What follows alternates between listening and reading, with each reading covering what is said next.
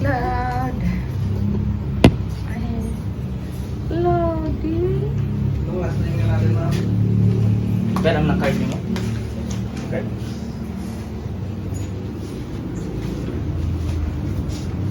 Hi, Cloud. Ayan, oh, si Cloud. Ayan, kikiluhin. Ikikilo si Cloud. 5 siya ma'am, 5 kilos. 5 kilos. 2022, di ba kayo 1 year na? Yeah, no? August 29, 2022. Oh, natuloy. Kaya ngayon kami bumalik. Kasi tuloy-tuloy pa din naman yung kanyang pag-LBM. Pero kumakain naman po siya ma'am. Kunti. Wala na siya ng gana kasi ano. Ayan. May toothbrush na yan siya pero hindi naman namin natutoothbrush siya ng regularly. Gusto na yan. Gusto na yan. Gusto na yan, Cloud Cloud. Ay, poor one.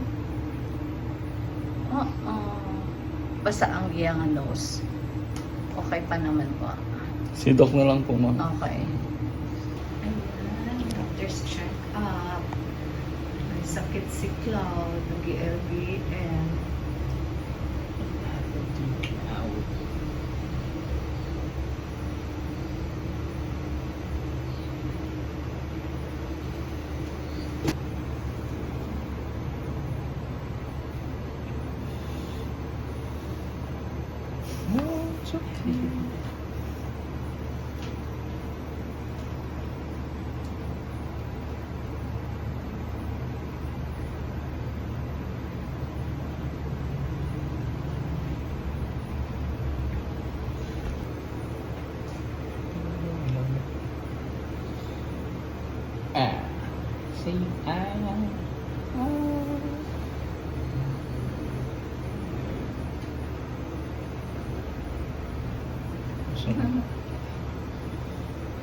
Nag-blood chem si Cloud.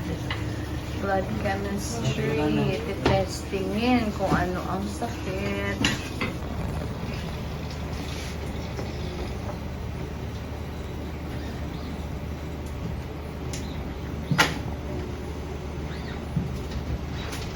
Positive.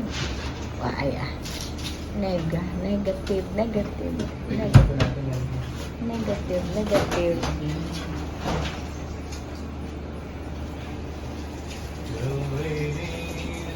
Wala sanang magdo-double line. Wala sanang magto-two lines.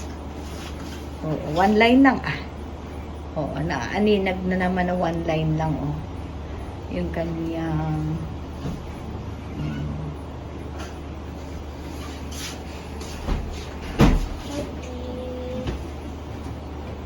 one bar lang, Doc, lahat.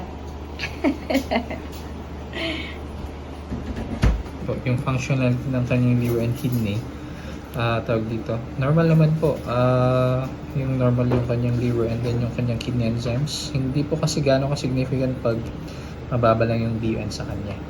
Though, it's possible na dahil na mayroon na po siyang tawag dito, going na diarrhea, kaya bumababa po ng ganyan. Pero, hindi siya significant na finding sa kanyang case.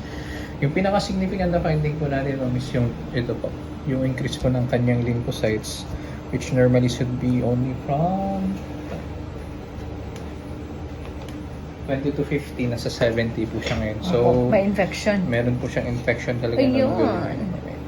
So, what to do?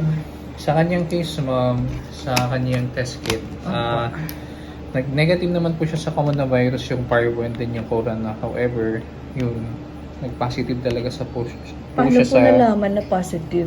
One bar po. 2 lines po siya, ma'am. Saan po yung isang line, Doc? Ito po, sa tapat po ng letter T.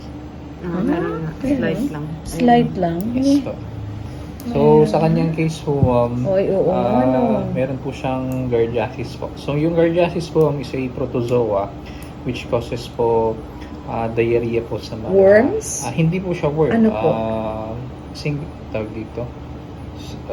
Protozoa, kapamilya po siya ng amoeba. Amoeba, yun na nga po. So, yeah.